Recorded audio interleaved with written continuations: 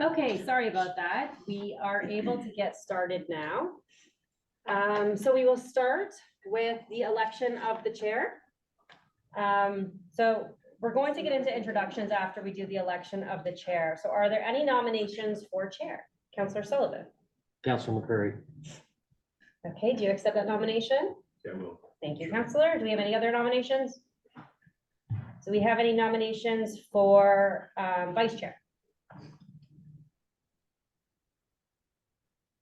Don't be afraid. Can you nominate yourself?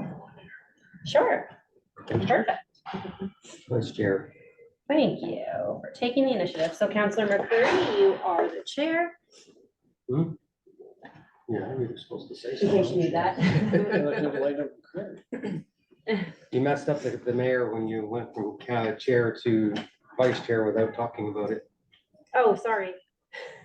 Would you like to The speak? mayor usually doesn't confuse that easily. We figured it out. Oh, Yeah, we got yes. it. Thank you. Okay. Well.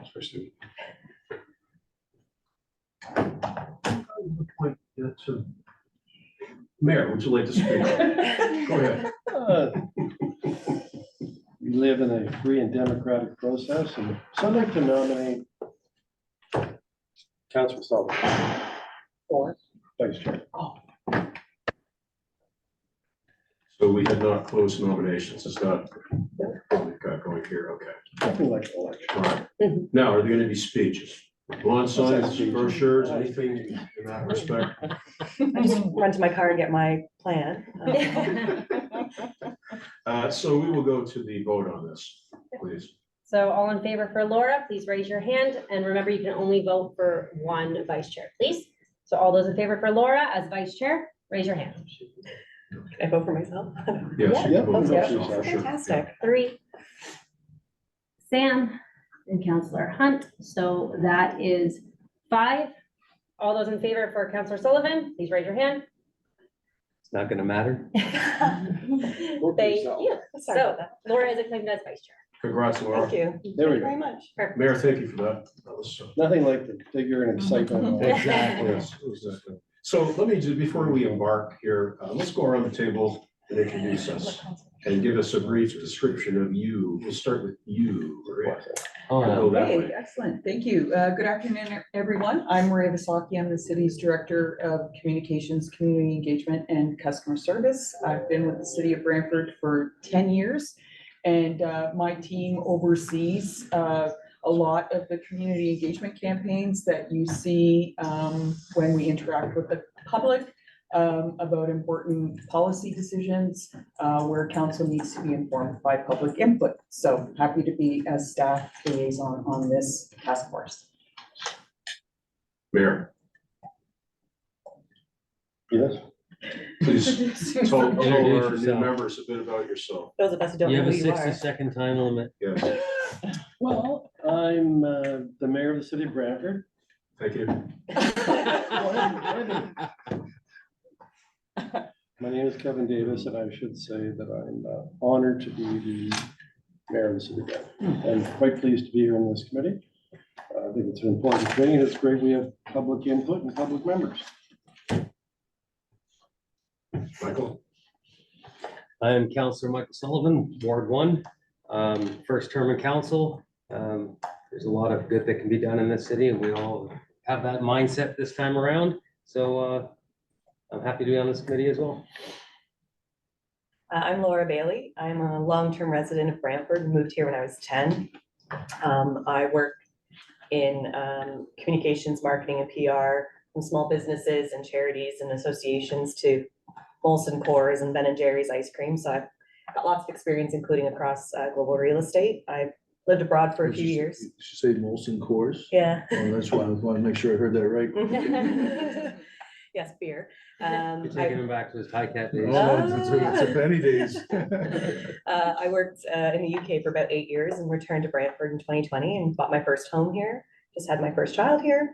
And I'm also a Laurier Brantford grad. So, you know, been in Brantford for 25 years at least. So I'm happy to be a part of the consultation task force because we saw what happened with Airedale and how upset people got that they felt they weren't being consulted enough. But it has to be balanced with the fact that we as it says in the documents, can't give up our strategic position from a real estate perspective either. So it'd be interesting to be part of the committee and hopefully we can help. I'm Sherman Walsh. I have lived in Brantford my whole life. Won't tell you how long that is. Was away for a few years for school and different things and came back. I'm just wrapping up 27 years in public health. So I finish on June 28th. So I'm very excited about that. And not quite sure what is next on the list for me, but I'm sure there'll be something that comes my way. Also really interested in public consultation, and I think in public health, we've learned a lot over the last number of years of from a planning perspective, how we need to engage more with the public. It's not about telling people what they want or what they need, it's about finding from them what they would like. So I think that's an important piece. And this is my first venture into something with the city of Brantford, so I'm excited about that opportunity as well. I'm Emma Vokes, and I work in the city's legislative department, and I'm the deputy clerk, and this is one of my committees that I clerk. Hi, I'm Brian Hutchings. I'm the city CEO. So look at the website. I follow the policy procedures as prescribed to me by the city of Brantford and make sure I follow them accordingly. The 6'4" guard, 260 pounds out of St. Mary's University, drafted in the first round. Thank you. I'm not sharing my weight. There's no shame here. I'm 262. Are we doing a jersey presentation for you too? Hi, everyone. I'm Sarah Monroe. I'm the Director of Economic Development, Tourism, and Cultural Initiatives, and our department includes real estate as of just over 2 years ago. I'm here to back up Maria as your staff liaison, and I've worked for the city as of 9 years, 3 weeks ago, 9 years, 3 weeks ago, and I've lived in the city for 5 years. Councillor Mandy Samuel for Ward 5. It's my first term as well, and I'm very passionate about public consultation, so I'm really excited to be on this committee. Well, I'm really excited. I'm Dan McCurry. I'm your chairman, your Ward 3 councillor. Councillor Martin and I initiated this going way back when, and I'm pleased to be able to continue to lead this project. Laura touched a bit on part of the reason why we're here. And quite frankly, I think we could have done better with respect to our consultation on that little project. And the work this task force is going to do will show us the direction that we should be following in future with respect to how we consult and inform folks in the community. So thank you all today. Sorry, what? Sam. Oh, geez, Sam, I'm sorry. I forgot all about you. You're so quiet. Sam, go ahead, please. I'm Yeah. Sam Koliakovo. I lived in Brantford for most of my life. I worked at the Expositor for about 40 years until my retirement a year ago. And I'm also looking forward to the work of the task force. And Councillor Hunt.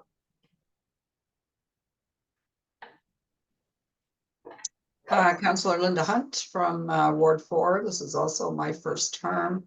Public consultation and community engagement are particular interests of mine. I feel as councillors, we are elected to represent the voices of the constituents in the ward. And I think it's important that we get the consultation piece right when we're making decisions, ensuring that we're making those decisions based on what our constituents want, not what we feel that we personally want. I believe that's full membership now that's been introduced. Maria, thank you very much for that save. So we have the roll call taken. I presume we have no declarations, we have no presentations or delegations. Let me ask for a mover and seconder to place everything on the floor for discussion. I've got Councillor Sullivan and Laura. I'm sorry, your last name is Bailey. Bailey, Yes, yeah. thank you. And this is what, for those of you who haven't participated before, we do things generally by way of resolution, seeking a mover and seconder to put it on the floor for discussion. There's no cost to moving it. There's no cost to seconding it, nor is there any penalty for you if you move and second it and it goes south. So just by way of a short introduction. So We have a staff member who'd like to give an overview before we proceed. We do. Please go ahead. All right. Through the chair, again, Maria Visaki, Director of Communications, Community Engagement and Customer Service. So I'm happy to provide a bit of an overview for the inaugural meeting based on the report that staff have prepared for this first meeting. So as Councillor McCreary already alluded to, last year, Council approved the establishment of this public consultation task force in response to community concerns regarding the sale of significant city assets. So an objective of the task force is to develop an asset disposition policy with the goal of providing more transparency and clarity in decision-making processes that emphasizes public input. So the report that is part of today's agenda package recommends that we conduct a community involvement framework review process.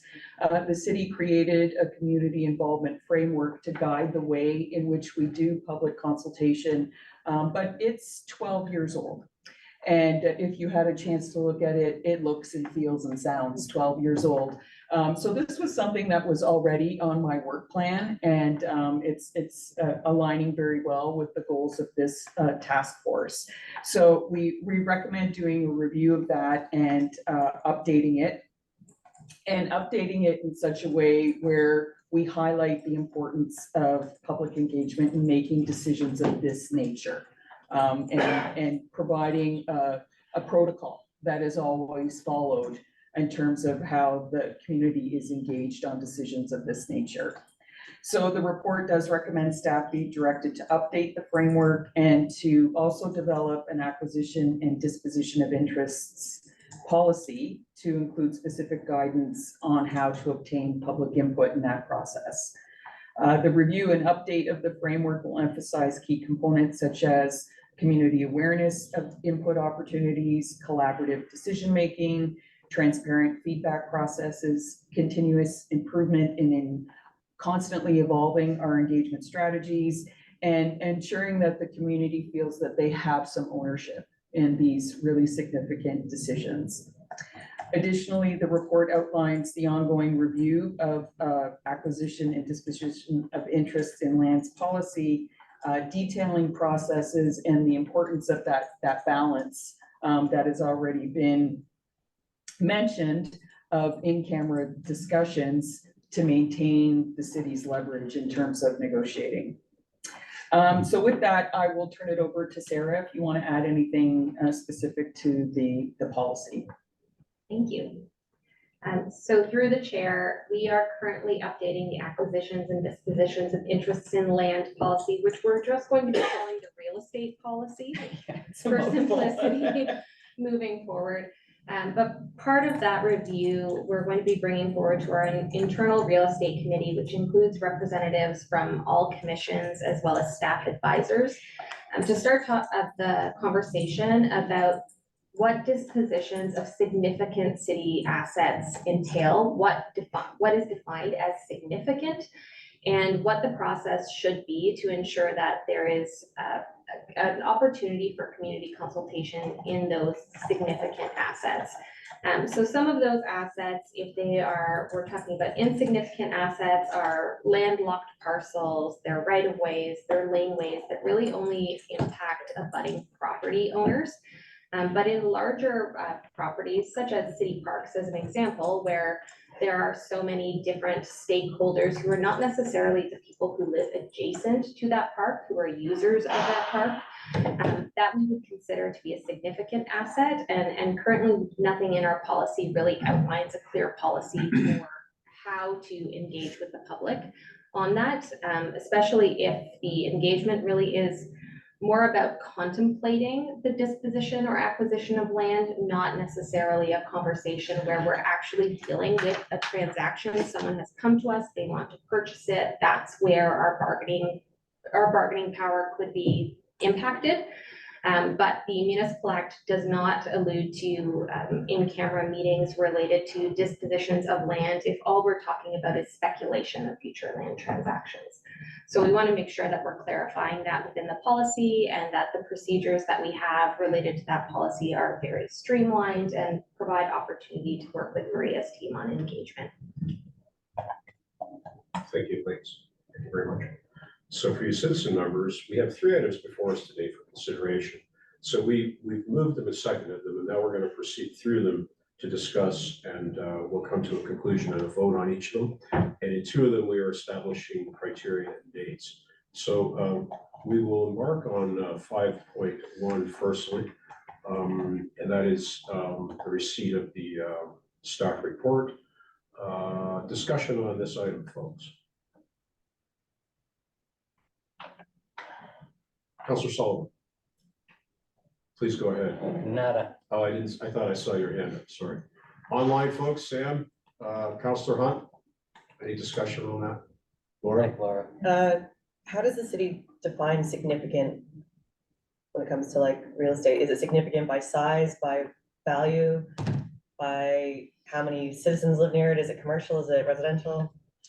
Through the chair, to Laura, we don't have a definition currently, so that is something that we'll be working on. And a very good question to ask. It's all about definitions. And this is one of the things we're going to establish as thresholds, I think, throughout this. You'll see in here some of the thresholds that currently exist, but that's something we'll pursue. Like a parquet might be significant to the people who live next to it, but it doesn't have significant real estate value or square footage. Yeah. Thank you. Further discussion or questions? Don't be shy if there's something you wanted to embark upon here. No, I'm good for right Okay. now, thanks. Thank you. Okay. We'll go to the vote then, folks. Oh, you didn't have your hand up. I must have mistook your hand for Councilor Sullivan, sorry. Sometimes it takes a while for me to figure out my questions. So question for staff through the chair.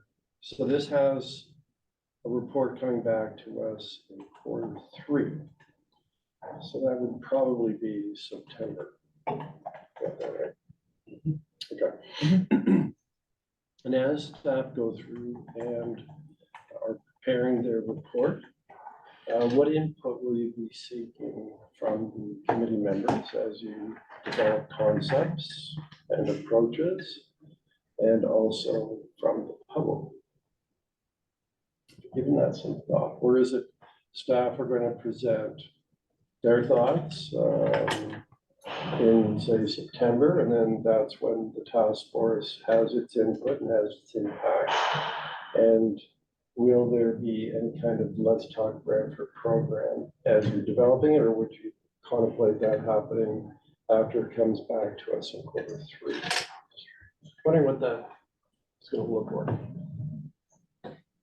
Or just get the thoughts on what they know. Yeah, so some initial thoughts through the chair to Mayor Davis. My thought was that if this group had direction that they wanted to provide to us today, after looking at the framework and the current policy, we're obviously all ears and ready to take direction today.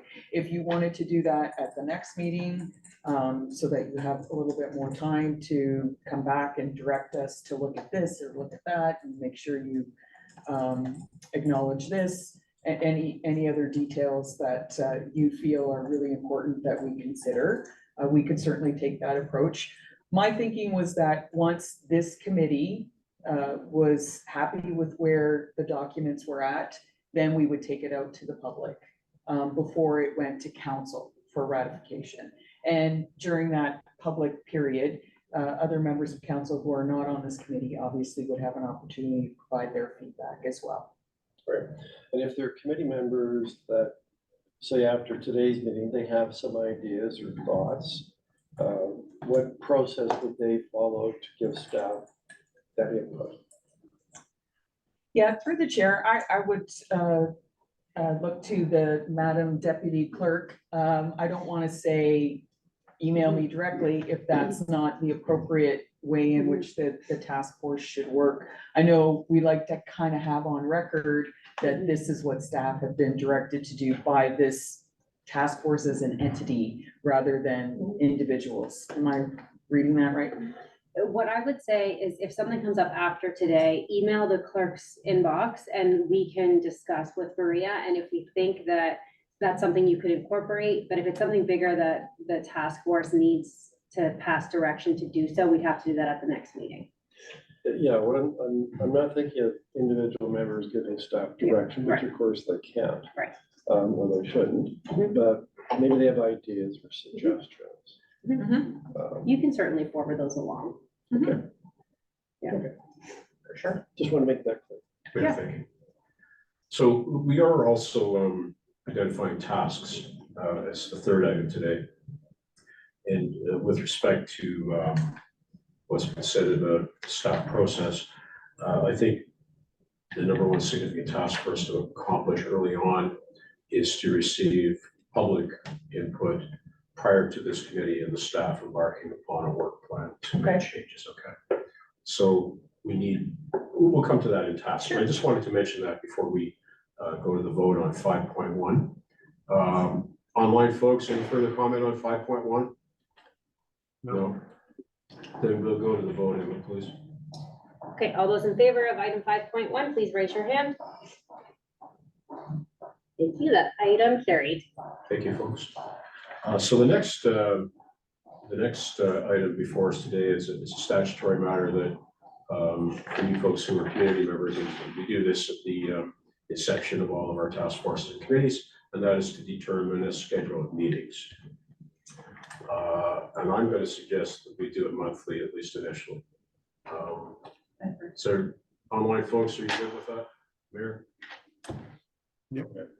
What's the purpose of meeting monthly? I mean, I'd like to meet, and the committee has to exercise its responsibility, which it does through meetings. But, you know, if the first resolution, which we just passed, is staff give us a report in Q3, which I believe would generate a lot of discussion and input, what's the purpose of meeting every month before that? I just put that as a hypothetical, hoping the chair might comment on that. The chair will comment on that. Does anyone else wish to speak before the chair provides an answer to the mayor's inquiry? Councillor Hunt? Well, maybe I want to hear your answer to the mayor's inquiry before I speak, but I think my question was along the same lines as the mayor in terms of if we're not getting a fulsome document back from staff until Q3, I guess I'm questioning what we would do during monthly meetings between now and then. Thank you for that. Well, let me explain. I think we should be planning a meeting every month. Have we no business to discuss in the month, it'll be canceled. But we do have a chat with the public. This has to be, it's about them. That's why we've got this item before us today. It's about the public. It's about receiving their inquiries, their suggestions, and their comments. So prior to the 3-month report coming back, we need to engage the public and we need to review that engagement with the public. And so I would suggest strongly that we have a meeting scheduled every month. And as I said, if we don't need it, we won't do it, because we are all, of course, valuing our own personal time as well. Let me check to see if there are any other speakers here before I get back to you a second time. Laura, go ahead, please. Hi. I guess my question would be, between now and the next iteration of the report in Q3, are there plans from either the tourism, real estate team and the comms team to put forward any of what we're looking at to the public and ask them, I don't know, how do you want to be talked to by the city? Like, do you prefer Facebook if you're a certain demographic, of course?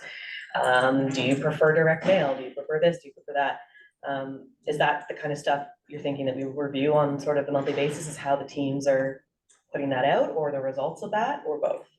Both as well. I think it's important for us to convene at least 2 public hearings so folks can come in here in the council chamber and give us their unfettered views of what they think we should be doing.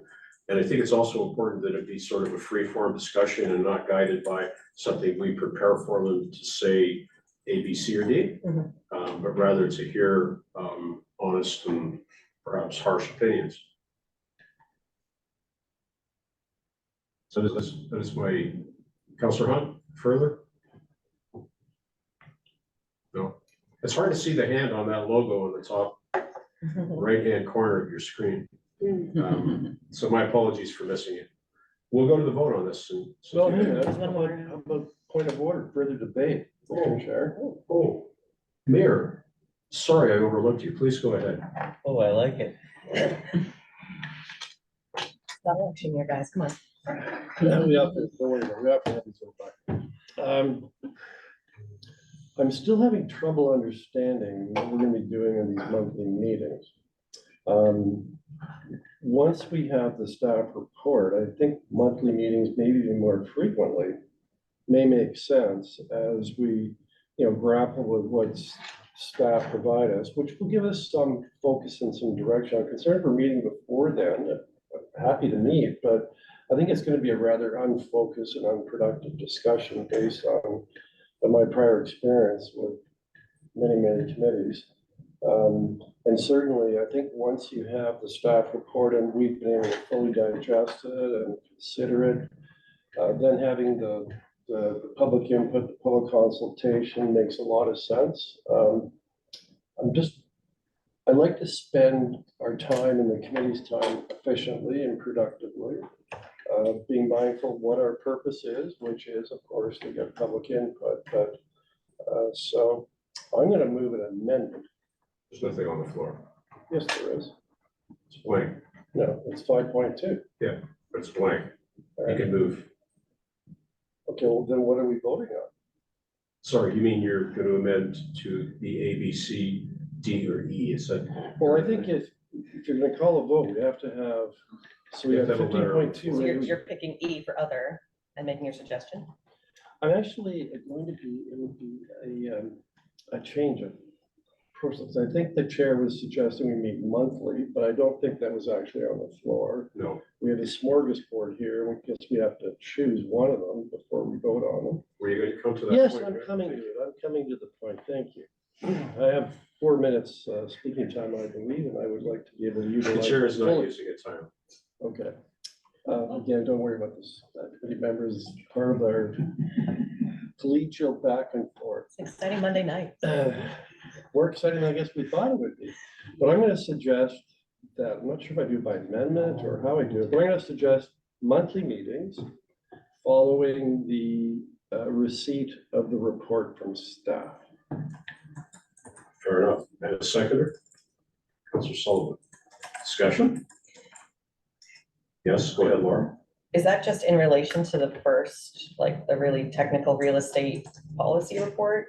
Sorry, real estate, what was the phrase you Yeah, needed? so for the acquisitions and dispositions of interests in lands policy Real update. estate privacy. Yes, so we've been working on that for, I think, 8 months now, so it's very possible that we can bring that forward earlier to review in advance. And then where we would really love to have some support and some guidance is what the procedures look like related to that. So when we define within the policy what a significant asset is, that procedures can be updated regularly. We can do more than what the policy states. We can do less, but we can do more. We can't do less. But those procedures would be what would be really helpful after the policy is amended and updated. Because in my mind, the community involvement framework is like a separate project to that. Yes, Right? it is. Yes. So Yes. I guess the purpose of us meeting more before the Q3, potentially earlier delivery of your department's report would be, I don't know if this is what you're thinking, Maria, but to start working on that community involvement framework and the revisions of that. Yeah, so through the chair, if I could make a suggestion. Sure. If the appetite is to have more consultation than less, then we can go out more than once, right? So the next meeting, whether it's a month from now or 2 months from now, I could write a report recommending what that looks like, right? Ahead of actually writing the new framework, getting public's input on what the new framework looks like. And then getting this group's feedback on that and then taking it out again to the public. We often do that with large scale initiatives. So we could use the next meeting to get this committee's endorsement on the way in which we engage. Let It's me just ask from, the CEO if he has a comment. I'm sorry, I'm struggling with order of operations here. If I can, just maybe we all are. I heard earlier that we're gonna bring a report back in Q3, right? And then after that, we'd go for community consultations. Now I'm hearing that we might do community consultations before we have the report back. And so if we had community consultations before the report comes back in Q3, then might merit having monthly meetings. But if we have nothing, if we just coming back now and we come back report in September or maybe in August for the real estate report, which are both Q3, and nothing's happened, I would, I would also suggest we have monthly meetings because there's nothing to report on. So that's what I'm trying to, I think that was an early discussion. What is the process here? Are we gonna have community consultation before the policy comes forth on both of them, or is it gonna be after? That becomes a big part of the decision whether you have monthly meetings beforehand or not. Laura, you still have the floor. Sorry. that's okay. I guess I just figured the community involvement framework wasn't just about significant real estate assets, right? It's not. It's You're about right. the whole of communications and how the Yeah. city engages with citizens. And so that's why I was thinking if there's capacity to start working on that while the real estate policy report is being produced, that could be a good use of our time until that real estate report comes out. As much as I understood, this committee wasn't just about the real estate policy, it was about how we talk to the citizens as a whole. This just being the big hot topic at the moment still, obviously, with everything that's happened, so. As my, naive committee member, citizen member, is that those are two separate things. And if it makes sense for us to meet monthly or once every 2 months until your team's policy report is ready, but work with the communications team on what they need input on. So let me circle back since I see no other speakers. The chair clearly has done a lousy job of explaining how I foresaw the process unfolding, okay? So the criticism that council took was that we laid something out to the community without any consultation. And then we listened to people, but with deaf ears. So, sorry.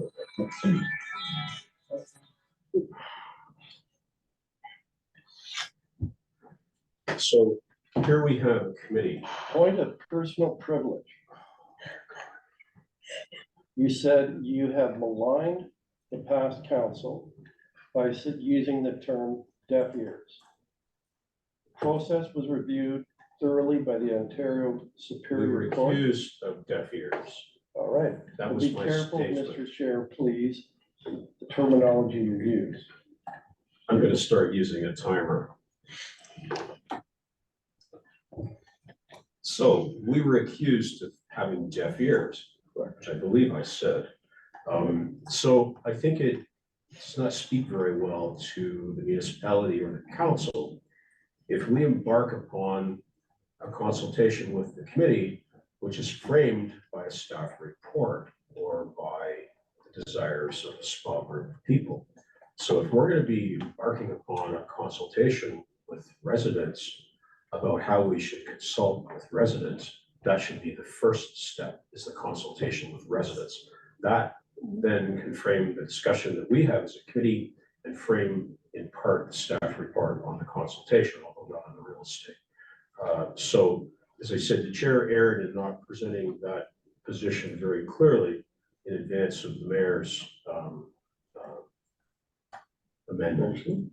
So there is work for this committee to do before the third quarter of 2024, and that would be to plan and conduct public hearings in this building and perhaps elsewhere at various times and days. And those public hearings are about how the city communicates with citizens, not the real estate policy. Correct. Yes. Okay. Mayor? So I would suggest, I'll retract my amendment. Now that we've had a bit of clarity here on what we're trying to do, and I'd suggest that we meet bi-monthly. And the seconder withdraws the original seconding and will second the seconded. I'll second the seconding. Thank you. Now discussion on the bi-monthly. Any discussion? Laura? Just to check with Ray over there, if bi-monthly is enough or not enough for what you are envisioning? Through the chair, I would say it's enough.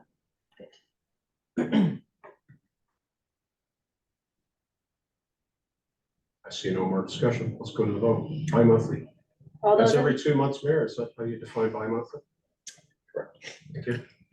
all those in favor, please raise your hand. Thank you, that item carried. Okay, thank you very much. Now, identification of tasks. So we have, to some extent, we get to define our activities, to redefine and further define our mandate. And I don't believe we're limited to 5 lines. So committee members have some thoughts. Let's embark upon those.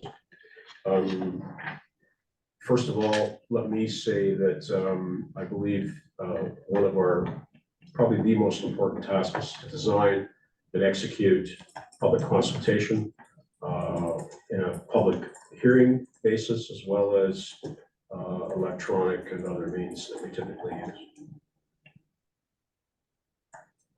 Other ideas? Yes, Mayor.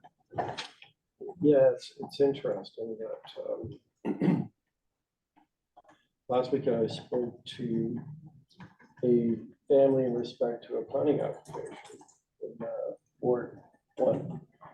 It was interesting. One of the questions they asked me was, and they expressed a general interest in what's happening at the city. And they said, you know, how do I find that out? Like, is there a newsletter?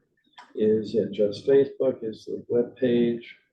And you know, it's interesting when you live it day by day, what happens at City Hall. You don't see it from that outside perspective, right? Because kind of the information's at your fingertips. You hear everything. In terms of what happens. So really kind of brought home to me the need to look at how it is, it's not necessarily how you communicate, but it's how you set up your communication procedures to make it as easy as possible for people to understand, you know, what's happening at City Hall and what we're dealing with here. So this is kind of wandering to, certainly I think it's not only how we consult, but it's how we inform residents of what is happening at City Hall, what initiatives are being worked on, and doing that beyond what is done traditionally through our committee system and advertising the expositor, what our next agenda is for our meetings. So I think that should be part of it as well. So How we better inform residents what initiatives are taking place at City Hall and at City Council. So exploring technologies to inform and receive input. Councilor Sullivan. I would also make a suggestion that we do a lot of modern day communication. And unfortunately, we do have a growing elderly group that are not engaged in online. So I think we should be making use of like our utilities bill and put a slip in there where somebody can actually write down their concerns or whatever the suggestions might be that could be dropped back off to the city. So they have that open channel that way. Councilor Hunt, you have the floor. Go ahead, please. Sorry, and this may have been answered, but I can't hear discussion in the room very well. So I do think that our vehicles for public consultation in terms of how we consult with the public and what we do with that information needs to be somewhat written in there. So it's one thing to consult, but it's another thing to actually hear that consultation and then use that consultation to inform decision-making. So you're talking about a roadmap from the consultation to the decision-making process? Yeah, so how does that, so someone, and unfortunately, we probably, we want to get someone in the door of that consultation. And we want to engage their feedback, but how in order to attract those people or to attract anyone to provide consultation, then there needs to be some feeling that, for lack of a better word, their voice is going to be heard. And so how does that, call it a roadmap or whatever, but it's, as a public consultation task force, we don't want to be seen as just gathering information. I think we want to be clear as to how that information that we gather is going to form decisions, or how it's going to be disseminated, whether it's to council or to staff or inform policy or whatever. Like, we're not just seeking public consultation for the fact that we want to put on a face that said we asked the public. We actually want to utilize the feedback that we get from the public to further inform, like I said, whether it be decisions, whether it be policy. So it's one thing for us to say, well, we consulted with the public. It's another thing for us to put our money where our mouth is and say, this is what we heard and this is what we're doing with that information. Thank you. Further discussion, Shirley? This is more of a question maybe, but I'm wondering, have we assessed at a community level how much trust the community has that we hear what they're saying and we actually utilize the information? You can hear gets a lot of feedback, doesn't mean you use it all, but does the community trust that we will use the feedback or use some of the feedback that's provided to us? So have we assessed that trust in the community is one question. And I guess the other question is similar to what Linda was talking about, I think, is how do we get folks to participate in consultations that don't normally, that go, oh, they don't listen to us anyway, so we're not going to be involved? Because I think there's probably a level of that that we need to address. And so what's the plan to address that? Excellent, thank you. Laura? Not to create more work for our wonderful communications department. Do you have any data on how, like, the effectiveness of the current channels that we have to disseminate information to the citizens? I know that when some of the Let's Talk Brantford surveys get put out, for example, on Facebook, there's a dozen or 24 comments on the Facebook post. Are those comments also being taken in, or are you relying on those people to put those comments into Let's Talk Brantford? Are they being considered as part of the data set from a survey about something particularly?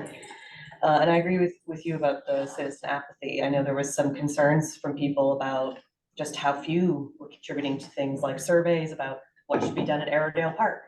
I, for one, fully support it. I think it's great. Dog park, ice rink, running trails, keeping the hills, all that stuff's going to be great. But there were concerns that there was only a few hundred respondents out of a city that's probably well over 100,000 now.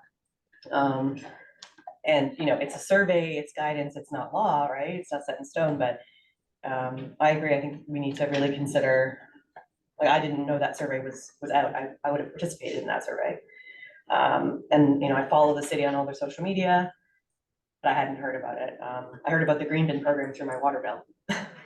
So I did eventually hear about it, but and then as someone who works in marketing, communications, and PR, is there something to be said for using the demographics we have for our city? So whether that's census data, looking at the age brackets, and as you said, Councillor, the aging population doesn't necessarily use Facebook, although I would disagree with that based on the number of older generation who are on Facebook.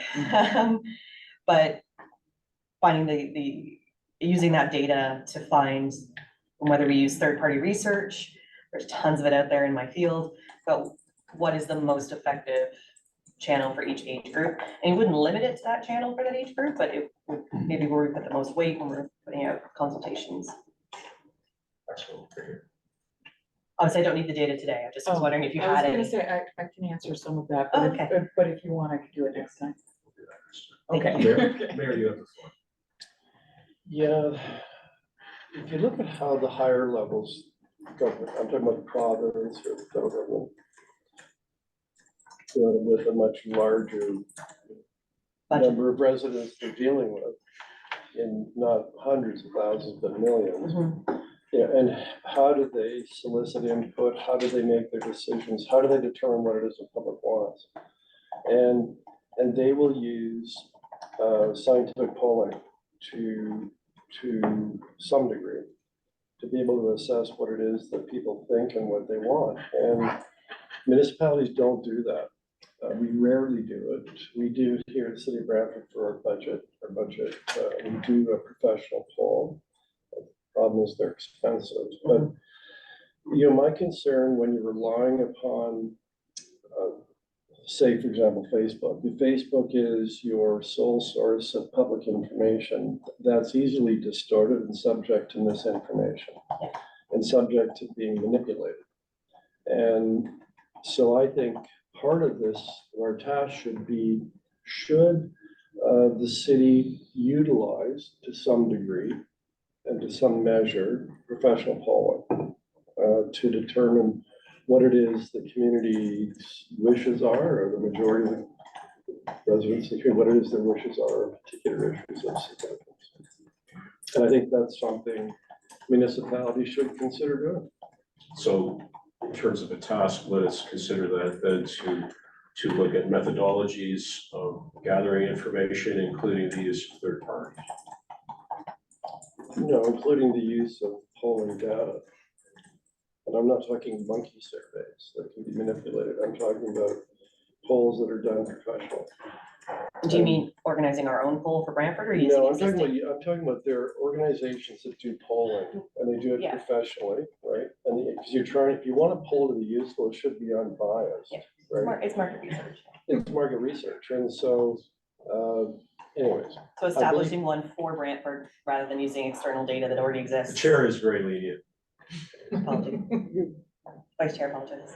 I mean, there's that. There's data that's available, market data that can tell you, you know, generally what it is people are thinking. But you can have specific issues at city council that come up and you don't have any data there for it, or any way of measuring what a majority of residents might want in this issue. And so doing, let's call it objective polling, unbiased polling, let's call it that. I think that's something we should be looking at. Do we want, as part of the city's community involvement framework, do we want that to be one of the tools that should be used with a threshold attached to it? I believe we've already captured that. Thank you. Yes. Thank you, Mayor, for that. Other comments? Anything come to mind, Sam? No, not right now, no. Okay, thank you. Yeah, the chair tries to, you know, elicit opinions for folks, especially when it's community members. We touched on being more age friendly, being more old age friendly. Should we be looking at communications based on various demographic standards as well? And that might cut across ethnicities and language barriers as well. So perhaps we'll include that as part of our work plan. And we've heard the word thresholds mentioned quite a bit. Should we be looking at this public participation thresholds? Should there be a threshold where it goes to the next election ballot for a significant question? Should we have these decision points? Is that something the committee would like to examine?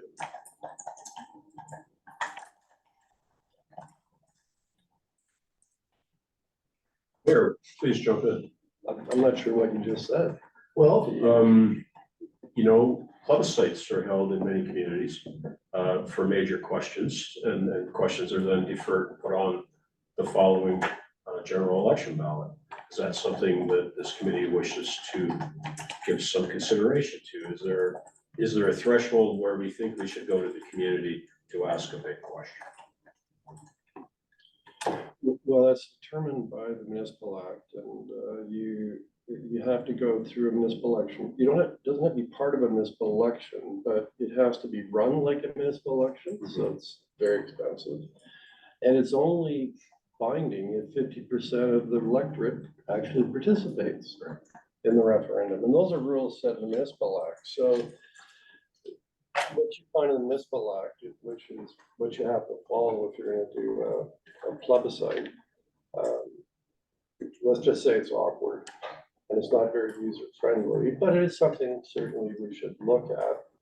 And I also say this, we can't lose sight of the fact that you have to strike a balance between seeking public input, public consultation, and the fact that we're a representative democracy. And so you elect people to make decisions based on their best judgment and their assessment of what it is their ward or their community needs or wants. If you're just going to do it in public, solely based on surveying the public, hey, disband council and just run plebiscites every Tuesday electronically. And see, I mean, that's a philosophical discussion that's interesting, but the reality is under the municipal act and our governing system we have in Ontario and Canada, we're representative democracies. And so we're elected as representatives to make decisions on a wide array of issues. And over the course of a year, we make hundreds of decisions, some significant, some insignificant. So, you know, and each councillor, each elected official makes their decisions based on their judgment and based on what they think the public wants and based on discussions with the public. And so the purpose of public consultation is so you make your decisions that are better informed as to what it is the community wants. And you get your information from a wider array of sources in your community to hopefully then make good decisions. But in the final analysis, it's the election every 4 years. That's where the public rules weighs in as to whether or not you've made good decisions or not. But anyway, I agree it's worth looking at. Do we use plebiscites or referendums, whatever you want to call them? But the municipal act does hamper and limit our ability to use them effectively and efficiently. I believe the last time utilized in Brantford was the casino debate, whatever years. Yeah, and that's generally why you try and confine it to a municipal election, which occurs every 4 years. It's just the whole process is very expensive. It's worth discussing, certainly. So let me ask again if there's any other suggestions if we want to incorporate it in terms of work plan and tasks. Okay, thank you, Eddie. Good. All right, well, let's go to the question then, if we could, Ellen, please. Did you want me to read them Yeah. back? Okay. Sure. Okay, I do have them. I will clean up the language, but at least we have the points. So the first one is design and execute public consultation plan, public hearings and other bases. Explore technologies to inform and receive input to better inform residences, how we inform residences, what is occurring at City Hall and what initiatives we're doing beyond what we're doing now. Look at the growing population, which is the elderly, and make use of utility bills and write them down and put them in the utility bills. I also included in that one the most effective for each age group, the most effective avenue for each age group. And then we're looking at the vehicle for public consultation, how we consult and what we do with that, and have a mechanism to report back to council and utilize the information gained from the public to inform the council making decision. How we get the public to participate that we don't normally get to participate. Methodologies for gathering information, including the use of professional polling data and communications based on various demographics. And then the last one, to investigate public consultation thresholds, including a question on the next election ballot. Did that capture everything, or are we missing anything? Maria may have some additional notes to send over to you as well. I can watch the video. Yeah, you can watch the video. Yeah. God bless you. Yeah. It's always a lifesaver. Okay, so last call for additions. Seeing none, let's vote. Emma, please. All those in favor, please raise your hand. Thank you. That item carries. Good, thank you. So that's our business for today. We have nothing else on the agenda. Thank everybody very much. Welcome, community members. And we will be back in 2 months, I guess. We are adjourned. How'd you like the first minute?